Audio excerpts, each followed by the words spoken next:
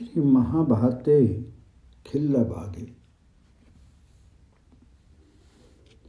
चतुर्विंशोऽध्याय में श्री कृष्ण, बलराम और परशुराम जी का गोमंत पर्वत पर आरोहण,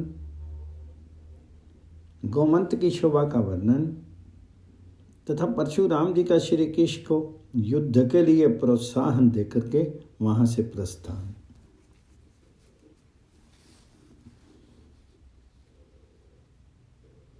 वैशंपायन जी कहते हैं, जन्मेजय,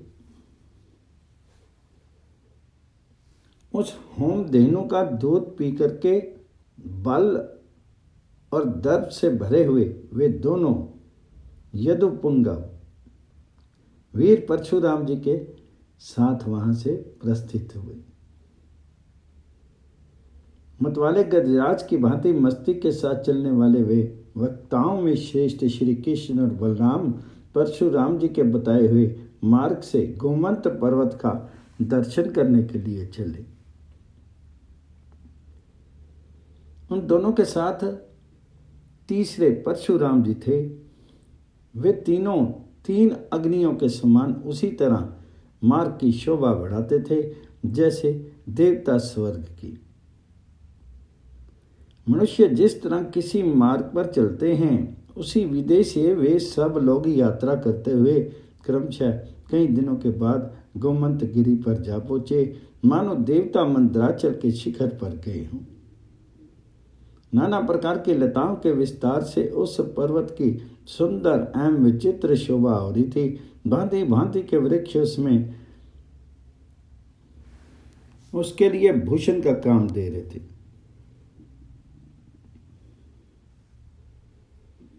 उस पर्वत का सारा अंग अनेक प्रकार के अगरू आदि सुगंधित धूपों से व्याप्त था।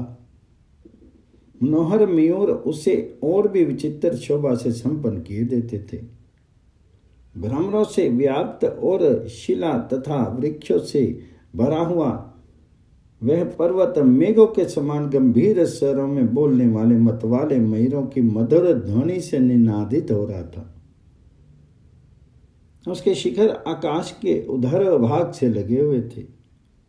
बादल उसके वृक्षों का आलिंगन करते थे तथा उसके प्रस्तर खंड मत वाले हाथियों के दांतों के अग्रभाग की रगड़ने से घिरे हुए दिखाई देते थे।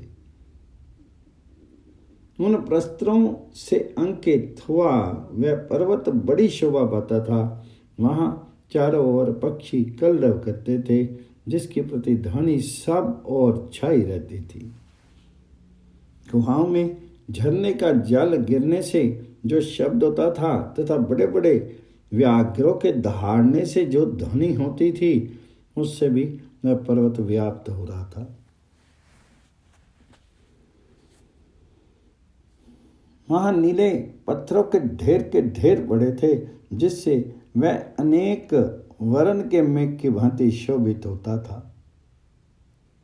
पानी के साथ गेरू आदि धातुओं के बहाने से जिसका अंग चंदन से चर्चित सा जान पड़ता था, शिखरों से जो झरने गिर रहे थे, वे आभूषण के समान उसकी शोभा बढ़ाते थे। कांतिमान देवता वहां सब और फैले हुए थे। वह इच्छा के अनुसार विचरने वाले मैं नाक सा प्रतीत होता था। अत्यंत विशाल शिखर से शोभित वह उच्चतम पर्वत अपने मूल भाग से निर्झरों की जल की धारा बहा रहा था। वन, गुफा और शिखरों से संपन्न वह शैलराज श्वेत बादलों से विभूषित था। वहां कटल, आम्रतक अर्थात आमड़ा, आमों के समूह, बैंत, स्यंदन, चंदन, तमाल, इलायची के वन तथा मिर्च की झाड़ियां शोभा पाती थी। वहां सब और पिपली की बेलें फैली हुई थी। इंगुदी के वृक्ष विचित्र शोभा दे रहे थे तथा सर्ज रस अर्थात राल के वृक्ष सब ओर से उस पर्वत को शोभित किए हुए थे। ऊंचे ऊंचे शाल वृक्षों के वन तथा अन्य बहुत से विचित्र वन उस पर्वत की शोभा बढ़ा रहे थे। राल, नीम और अर्जुन वृक्षों का वन शोभा दे रहा था। पापड़ वृक्षों के समूह वहां सब ओर छा रहे थे। हिंताल, तमाल और पुन्नाग अर्थात जायफल उस शैल शिखर की शोभा बढ़ाते थे। वहां जलों में जलज कमल, स्थलों में स्थलज कमल तथा अन्यान्य वृक्ष समूहों सब ओर से उस पर्वत के आभूषण बने हुए थे। जामुन, केवड़े, कद्रू, केले, चंपा, शोक, बकुल, बेल और तिंदुक आदि वृक्षों से वह शैल सुशोभित था।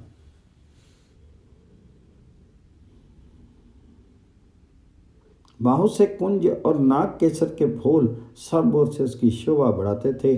झुंड के झुंड हाथी वहां सब ओर फैले हुए थे। मृगों के समुदाय से वह शोभायमान था। उसके प्रस्तर खंडों के मध्य भागों में सिद्ध, चारण तथा राक्षस बैठे हुए थे। गंधर्व, गुहक तथा पक्षी भी उस पर्वत का सेवन करते थे। उनकी शिलाएं सदा ही विद्याधर गणों से सेवित होती थी। सिद्धों और व्याघ्रों के दहाड़ने की ध्वनि से वह पर्वत निरंतर गूंजता रहता था। जल की धाराएं और चंद्रमा की किरणें उसका सेवन एवं शोभा संवर्धन करती थी। देवता और गंधर्व उसकी प्रशंसा करते थे। वह पर्वत अप्सराओं से अलंकृत था। दिव्य वनस्पतियों के नाना प्रकार के फूल वहां सब और बिखरे पड़े थे। उस पर्वत को कभी भी इंद्र के वज्र पर हार की व्यथा का अनुभव नहीं हुआ था। वहां ना तो दावानल का भय था और न प्रचंड हाथी का। निर्झरों से प्रकट हुई सरिताएं उस पर्वत को शोभित करती रहती थी। वह अपनी शोभा बढ़ाते हुए से मुखाकार कानों से उपलक्षित होता था। जालर सिवार से युक्त शिखरों के अग्रभाग पर मानो वह लक्ष्मी से आंख मिला रहा था। पशुओं से सेवित कमनीय वनस्थली उसकी शोभा बढ़ाती थी। पार्श्व भाग में स्थित चितकबरे प्रस्तर खंडों से वह ऐसी शोभा पा रहा था मानो बहुरंगे बादलों से भूषित हो रहा हो। अपने वृक्ष समूह से भूमि को ढक देने वाली पुष्प शोभित वन श्रेणियां उस पर्वत को सब ओर से घेर करके उसी प्रकार शोभा संपन्न किए हुए थी जैसे पुष्पवली युवती स्त्रियां पति को घेर कर खड़ी हों। जगह जगह सुंदर गुफाओं और मनोहर कंदराओं से अलंकृत हुआ कोमंत गिरी विभिन्न स्थानों में सपत्नीक पुरुष की भांति शोभा पाता था। विभिन्न प्रकार की औषधियां उसके शिखर को उद्भासित किए हुए थी। वानप्रस्थ मुनि उसका सेवन करते थे तथा उसके सहज सुंदर वन उद्देश्य कृत्रिम उद्यानों की भांति उसे विभूषित किए हुए थी।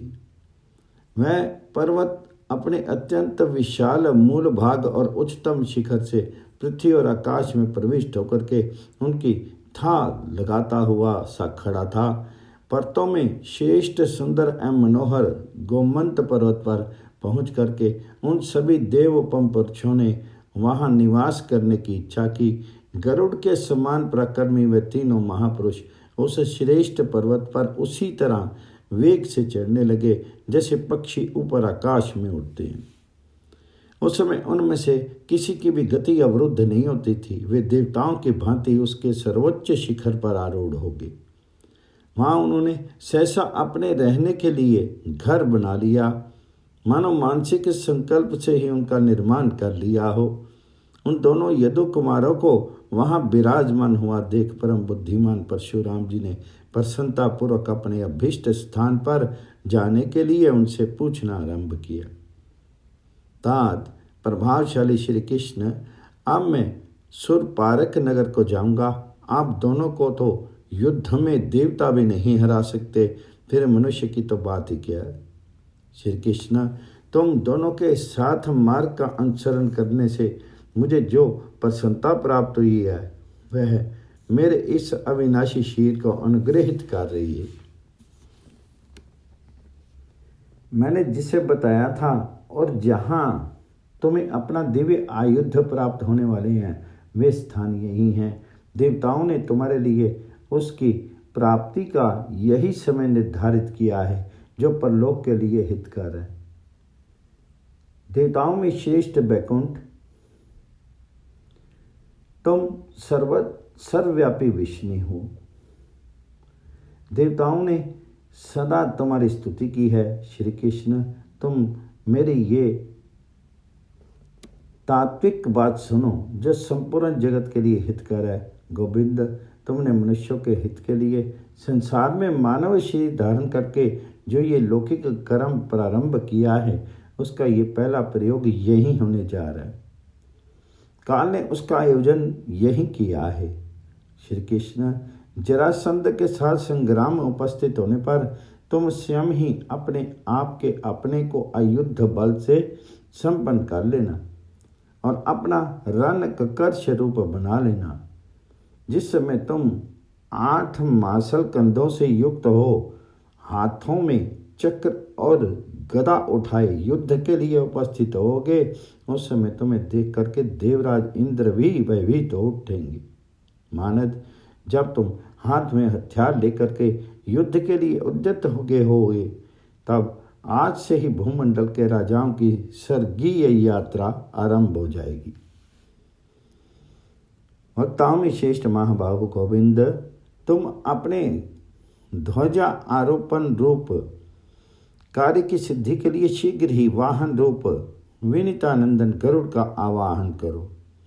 युद्ध की इच्छा करने वाले नरेशगण सर के लिए अभिमुख एवं उद्यत होकर के युद्ध वृत्ति का आश्रय लेकर के धृतराष्ट्र पुत्र दुर्योधन के अधीन होकर खड़े हैं। राजाओं का निधन होने वाला है, ये बात प्रत्यक्ष देख करके वह धव्य सूचक वेशभूषा धारण किए एक वैनी धारणी केश संस्कार से रहित ये वसुंधरा तुम्हारी राह देखती है। शत्रुमर्दन श्री कृष्ण, आप मानव रूप धारण करके इस धरातल पर आ गए हैं और युद्ध का अवसर भी उपस्थित है, इसलिए क्षत्रिय समाज मृत्यु से संकुचित न होकर के रणभूमि में आने के लिए उतावला हो उठा है। किसी समय विशेष की प्रतीक्षा नहीं कर रहा है क्योंकि उसका जन्म नक्षत्र क्रूर ग्रह से आक्रांत हो गया है। श्री कृष्ण, तुम दानवों का वध करने, नरेशों को स्वर्गलोक में भेजने और देवताओं को सुख पहुंचाने के उद्देश्य से युद्ध के लिए जल्दी करो। सच्चिदानंद घन श्री कृष्ण, तुम स्वरूपता सबके द्वारा सत्कृत हो। तुम सर्वात्मा ने जो मेरा सत्कार किया है उससे मैं चराचर प्राणियों सहित संपूर्ण लोकों द्वारा सत्कृत हो गया और सदा के लिए सत्कारवान बन गया। महाबाहो, मैं तुम्हारे कार्य की सिद्धि के लिए स्वयं भी साधना करूँगा। सभी भूमिपालों को चाहिए कि वे दुर्गम संकट और युद्ध के अवसरों पर मेरा स्मरण करें। ऐसा कहकर के परशुराम जी अनायास ही महान कर्म करने वाले श्री कृष्ण को विजय सूचक आशीर्वाद से बढ़ावा दे करके स्वयं अभिष्ट दिशा को चले गए। इस प्रकार श्री महाभारत के खिल्लभाग हरिवंश के अंतर्गत विष्णु पर्व में श्री कृष्ण का गोमंत पर्वत पर आरोहण विषयक 40वां अध्याय पूर्ण हुआ।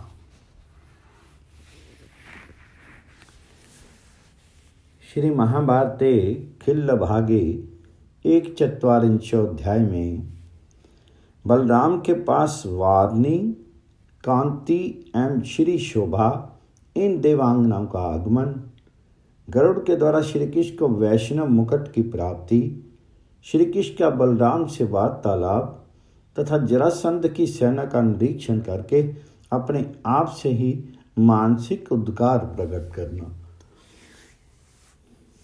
वैशंपायन जी कहते हैं, जन्मेजय परशुराम जी के चले जाने पर यादव कुल का भार वहन करने वाले वे श्री कृष्ण और बलराम इच्छा के अनुसार रूप धारण करके गोमंत पर्वत के रमणीय शिखर पर विचरने लगे। उन दोनों के वक्षस्थल में वनमाला शोभा पा रही थी। दोनों क्रमशः नीले पीले वस्त्र धारण करके अपने गौरी श्याम शरीर से आकाश में स्थित हुए दो मेघों के समान शोभा पा रहे थे।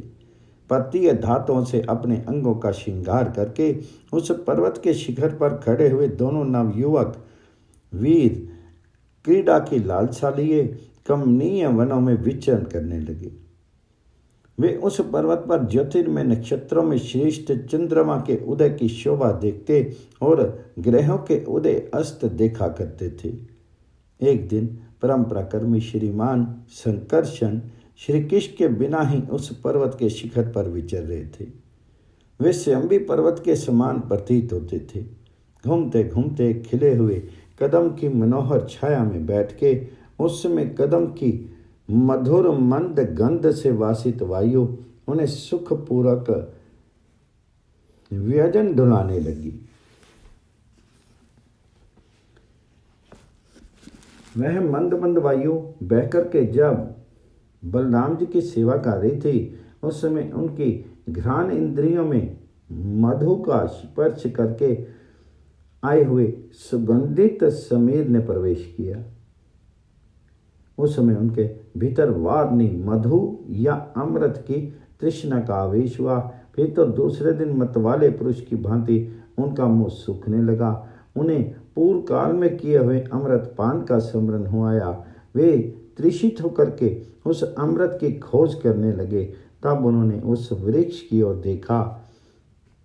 वर्षा काल में उस खिले हुए कदम पर जो मेघों का बरसाया हुआ जल गिरा था, वह उसके कोटर में मनोहर सुधा के रूप में प्रकट हो गया। बलराम जी का हृदय प्यास से घबरा उठा था। वे पिपासा पीड़ित पुरुष की भांति उस अमृत को बार बार पीने लगे।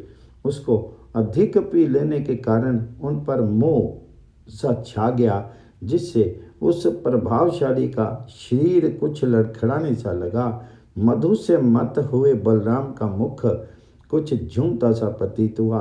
नेत्र किंचित चंचल हो उठे। उस मुख की प्रभा शरद काल के चंद्रमा की भांति शोभित होने लगी। वह मधुमयी सुधा कदम के कोटर में उत्पन्न हुई थी, इसलिए कादम्बरी नाम से विख्यात हुई। महामूर्तिमती वारनी प्रकट हुई थी, जो देवताओं के लिए अमृत पैदा करने वाली है। श्री कृष्ण के बड़े भाई को कादम्बरी मधु या अमृत के नशे से स्पष्ट बात बोलने में असमर्थ जान करके 3 प्रिय वादनी देवांगनाएं उनकी सेवा में उपस्थित हुई। एक तो मादक मधु या अमृत की अधिष्ठात्री देवी, जिन्हें वारनी कहते हैं, मूर्तिमती होकर के प्रकट हुई। दूसरी चंद्रमा की प्रिय कांति की अधिष्ठात्री देवी थी और तीसरी श्री देवी थी, जो सर्वश्रेष्ठ स्त्री मानी जाती। उसके ध्वज में कमल का चिन्ह है। वे देवी स्वयं ही हाथ जोड़े हुए रोहिणी नंदन बलराम की सेवा में उपस्थित हुई थी। वारनी के साथ उन्होंने मद विहल बलराम जी से इस प्रकार कहा। पहले वारनी बोली, देवलोकेश्वर बलदेव, आप दोनों की सेना पर विजय प्राप्त करें। आप दैत्यों की सेना पर विजय प्राप्त करें। मैं आपकी प्राण वल्लभ वारनी सेवा में उपस्थित हुई हूँ। निर्मल मुख वाले देव, मैं आपको वड़वा नल के समीप पाताल में शेष रूप से नित्य विराजमान जानती थी, किंतु इस समय भूतल में अवतार लेने के कारण वहाँ से अदृश्य हो गए हैं। ऐसा सुन करके मैं पुण्यहीन नारी सी आपकी खोज में सारी पृथ्वी पर भटक रही थी। अजय वीर, मैंने पुष्प समूहों से अनुलिप्त हों के केसरों में निवास किया है। फूलों के गुच्छों से सुशोभित वासंती लताओं में वास किया है। मेरे लिए प्यासे हुए आपकी खोज करती हुई मैं अपने रूप को छिपा करके वर्षा काल में कदम वृक्ष के भीतर लुक छुप करके रहती आई हूँ। मुझे आपके मुख का निवास ही विशेष प्रिय है। निष्पाप बलराम, जैसे पूर्व काल में अमृत मंथन के समय पूर्ण योग से युक्त होने पर मेरे पिता वारुण ने मुझे आपके समीप भेजा था, जैसे समुद्र में और पाताल में मैं आपके पास रही हूँ, उसी प्रकार इस समय भी आपकी सेवा में उपस्थित हुई हूँ और चाहती हूँ कि मैं आपके द्वारा मेरा उपभोग हो, क्योंकि मेरे हृदय में आप ही को अपना स्वामी माना है। अनग, आप मुझे डांट बताएं तो भी मैं आप अनंत का परित्याग नहीं करूंगी। देव, मैं समुद्र में रहने वाले के योग्य नीले रंग की रेशमी साड़ी पहन करके आदि पदम तथा पदम चिन्हित दिव्य कर्ण भूषण धारण कर आपकी सेवा में आई हूँ। आपके बिना मैं दूसरे किन्हीं लोगों का सेवन करना नहीं चाहती। वारनी के बाद कांति देवी संकर्षण की सेवा में उपस्थित हुई। उसका कटिप्रदेश मध्य से कुछ कंपित हो रहा था, आंखें भी कुछ घूम रही थी। उसने दोनों हाथ जोड़ करके कहा, जय हो बलराम जी की।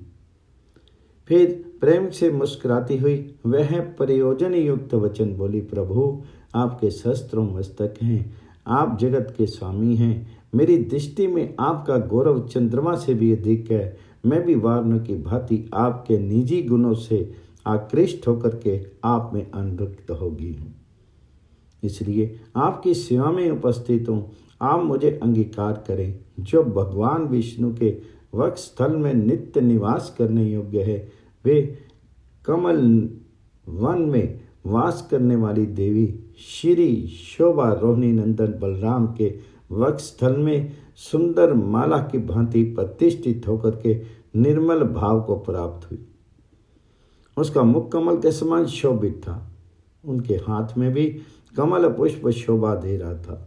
वस्त्राभूषणों से सुसज्जित वे मूर्तिमती शोभा देवी बलराम के वक्ष में स्थित हो एक निर्मल माला हाथ में लेकर के संकर्षण से बोली, द्वेष राम बलराम, आप बड़े ही अभिराम अर्थात सुंदर हैं। वारनी से, चंद्रमा की कांति से और मुझ से कमलाल्या की सी शोभा से संपन्न होकर के चंद्रमा के समान प्रकाशित हो रही हैं। आप सहस्त्र सिर वाले अनंत देव के मस्तक पर जो सूर्य के समान उद्भासित होता था, वह मुकुट समुद्र से निकाल करके मैं यहाँ ले आई हूँ। यही है वह मुकुट। इसके सिवा वज्रमणि हीरे से विभूषित एक स्वर्ण में कुंडल भी लेती आई हूँ, जो आपके एक कान का दिव्य भूषण है। यह आदि पदम और पद्माक्ष कहलाता है, जो समुद्र में ही मिल सकते हैं। ऐसे कितने ही नीले रंग के रेशमी वस्त्र अथवा आपकी इच्छा के अनुरूप नील कोशे वस्त्र तथा ये पीन तरल हार जो समुद्र में ही विद्यमान था, मैं आपके लिए लाई हूँ। आप इसे सादर ग्रहण करें। देव, ये सब आपकी पुरातन भूषण सामग्री है, इसे ग्रहण कीजिए। माँ बाहो, ये आपके भूषण ग्रहण करने का समय है। आपसे ही इन भूषणों की शोभा है, इससे आपकी नहीं, वह अलंकार तथा उन देवी देवांगनाओं को ग्रहण करके बलदेव जी शरत काल के चंद्रमा की भांति शोभा पाने लगे। तदंतर वे नील कमल और मेघ के समान श्याम कांति वाले श्री कृष्ण के साथ मिलकर के ग्रह युक्त चंद्रमा के समान शोभित होने लगे। उस समय उनकी बड़ी प्रसन्नता प्राप्त हुई। वे दोनों भाई जैसे घर में बैठे हों उस प्रकार बातचीत करने लगे। इसी समय विनीतानंदन गरुड़ बड़े वेग से विशाल मार्ग तय करके वहां पर आए। तेजस्वी गरुड़ उस समय एक संग्राम से छूट करके आए थे। दैत्यों के प्रहारों के चिन्ह उस समय भी उनके अंगों में अंकित थे। वे देवताओं की विजय चाहने वाले तथा दिव्य पुष्पों की माला और दिव्य चंदन धारण करने वाले थे। वरुण के निवास भूत क्षीर समुद्र में जब भगवान विष्णु दिव्य शैया पर सो रहे थे, उस समय विरोचन के पुत्र एक दैत्य ने उनका किरीट चुरा लिया। अपने गुरु रूप भगवान के लिए उस किरीट को वापस लाने के उद्देश्य से गरुड़ ने बीच समुद्र में दैत्यों के साथ बलपूर्वक संग्राम किया। भगवान विष्णु के उस किरीट को दैत्यों के हाथ से छुड़ा करके पक्षियों में श्रेष्ठ गरुड़ बड़े वेग से देवताओं के निवास भूत आकाश में उड़ चले। उन्होंने देखा, मेरे स्वामी विष्णु दूसरे कार्य से इस पर्वत पर पधारे हैं। वे उस समय उस प्रकाशमान किरीट को क्रीड़ापूर्वक अपनी चोंच में लटकाए चल रहे थे। गिरिराज गोमंत के शिखर पर विराजमान मानव रूप पधारे विष्णु को प्रकाश और चेष्टाओं से रहित तथा मुकुटहीन देख उनके मानसिक भावों को समझने वाले पक्षियों में श्रेष्ठ गरुड़ ने आकाश में स्थित होकर के बड़े हर्ष के साथ उन श्री विष्णु के सिर पर वह मुकुट डाल दिया। वह मुकुट श्री कृष्ण के मस्तक पर गिरा और इस प्रकार बैठ गया मानो किसी ने पहना दिया। मस्तक के स्थान पर निश्चय रूप से आबद्ध होकर के उस मुकुट ने भगवान श्री कृष्ण की शोभा बढ़ा दी। जैसे दोपहर के समय मेरु के शिखर पर सूर्य देव प्रकाशित होते हैं, उसी प्रकार वह मुकुट भी दैदीप्यमान हो रहा था। गरुड़ के प्रयोग से मुकुट को मस्तक स्थल पर आया हुआ जान करके श्री कृष्ण का मुख प्रसन्नता से खिल उठा और वह बलराम जी से इस प्रकार बोले, भैया, इस पर्वत पर हम दोनों के लिए जिस प्रकार युद्ध उपयोगी वेशभूषा के रचना कर दी गई है, इससे यही अनुमान होता है कि देवताओं का कार्य एवं प्रयोजन शीघ्र ही सिद्ध होना चाहता है। इसमें संशय नहीं है। जब मैं महासागर में सो रहा था, उस समय विरोचन का पुत्र इंद्र का सा रूप धारण करके वहां चला गया, और जब मैं शेष शैया से उठ करके यहाँ आ गया, तब वह ग्रह रूप धारण करके वहां से मेरा मुकुट उठा लाया। वही मुकुट गरुड़ उससे छीन लाए हैं और उन्होंने इसे मेरे मस्तक पर रख दिया। नीचे ही राजा जरासंध अब बहुत निकट आ गया है, क्योंकि वायु के समान वेग वाले रथों की ध्वजाओं के अग्रभाग दिखाई दे रहे हैं। आर्य, विजय की अभिलाषा रखने वाले राजाओं के ये चंद्रमा जैसे श्वेत कांति वाले सुसज्जित छत्र प्रकाशित हो रहे हैं। इनकी संख्या परिमित ही है। राजाओं के रथों पर विराजमान जो ये श्वेत वर्ण वाली ऊंची छत्र पंक्तियां हम लोगों की ओर बढ़ी आ रही हैं, ये आकाश से उज्जवल हंस पंक्तियों के समान शोभित होती हैं। इन निर्मल प्रभाव वाले शस्त्रों की चमक से आकाश का मुख भी उज्जवल एवं प्रकाशित हो उठता है। शस्त्रों की ये दीप्तियां सूर्य देव की किरणों से मिलकर के दसों दिशाओं में विचर से प्रतीत होती है। निश्चय ही सम्रांगण में भूमिपालों द्वारा मुझ पर चलाए गए ये समस्त अस्त्र शस्त्र नष्ट हो जाएंगे। राजा जरासंध ठीक समय पर आया है। यह हम लोगों के युद्ध कौशल की कसौटी है तथा सम्रांगण का पहला अतिथि है। आर्य, हम दोनों साथ रहें। राजा जरासंध के आने से पहले अभी हमें युद्ध आरंभ नहीं करना चाहिए, जब तक वह नहीं आ जाता। तब तक हम उसके बल का विचार कर लें। ऐसा कहकर के श्री कृष्ण स्वस्थ भाव से संग्राम की इच्छा रख करके जरासंध का वध चाहते हुए उनके सैनिक बल का निरीक्षण करने लगे। उन सब राजाओं का निरीक्षण करते हुए अविनाशी यदुकुल तिलक भगवान श्री कृष्ण स्वयं ही अपने आप से कहने लगे, अहो, दिव्य लोक में देवताओं के साथ बैठ करके जो गुप्त मंत्रणा की गई थी, उसके अनुसार ये भूमिपाल राजोचित मार्ग पर स्थित है। ये शास्त्रोक्त विधि से संग्राम में विनाश को प्राप्त होंगे।